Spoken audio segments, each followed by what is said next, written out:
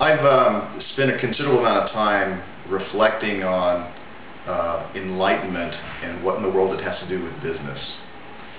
Being someone who's been self-employed and having an entrepreneurial spirit within my own nature, resolving this inner conflict of spirit in the world, or enlightenment in the world, and truth in the world, and the world of business in particular, how does that all fit in? And one of the things that I see is so many people that have amazing gifts, that have really awakened their hearts and are living in a state of light.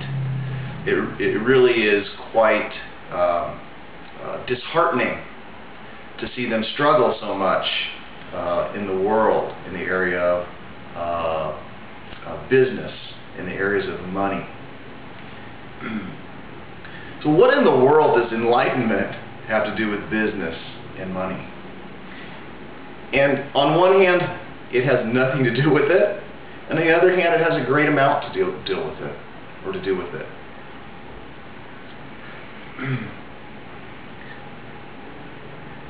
Enlightenment awakens one to oneself, to others, to life, and in that, something within one's core changes. And as they come down from the mountain of truth back into the world, hopefully, is that they take that depth of truth and move it purposefully into the world. Part of the problem, part of the challenge is that there's a misunderstanding of spiritual teachings and really the context and the background behind that. Most of those, if we really understand and look at them, were designed, spiritual practices and teachings were really written for priests and priestesses, or monks and nuns. People who were renouncing their worldly possessions to totally dedicate themselves to the pursuit of truth and spiritual awakening. And it makes a lot of sense. For us that live more of a layman's life, we're bombarded with distractions of money, of sex, of control, of power, of kids getting sick, of cars breaking down, of neighbors being rude, whatever the case may be, we're bombarded by distractions. So to renounce all that and remove ourselves from the world in a setting of a monastic lifestyle, and letting go of and vowing, making vows of celibacy, to eliminate any distractions that would get in the way for me to follow that sharp and steep path to directly experiencing truth, is really the purpose behind all of those. Obviously, for most of us living in the world, that those conditions are extremely difficult to live by. Now, there's some people that are still trying to live by those precepts, if you will, in the world, and are finding a tremendous difficulty with that. And the reason is they weren't designed to live, quote-unquote, in the world.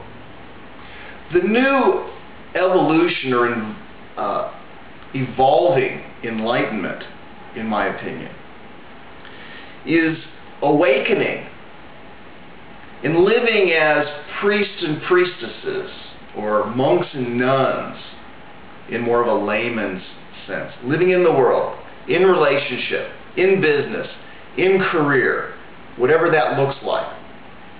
And that's our current challenge, is to take those awakenings, those spiritual practices, and integrate that in our lives.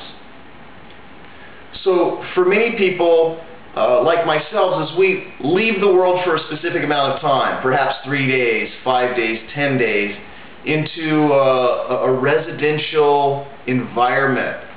And in those environments, much like those before us, is that we renounce or let go of our preferences, the world. And we let all that go so that we can, in an environment, dedicate ourselves to true spiritual practices and let go of cell phones, let go of voicemail, let go of any type of noise that will distract us from a sincere assent to truth. So what does it have to do with business? Afterwards, when one immerses himself into these environments in renouncing the world for 3 days, there's a purification process that happens, or perhaps even an enlightenment. And then one can take that back out into the world, into their business, and transfers into knowing what to do and when to do it. Having a better understanding for my customers, for my employees. I make better decisions that ultimately save me money in very expensive and costly mistakes.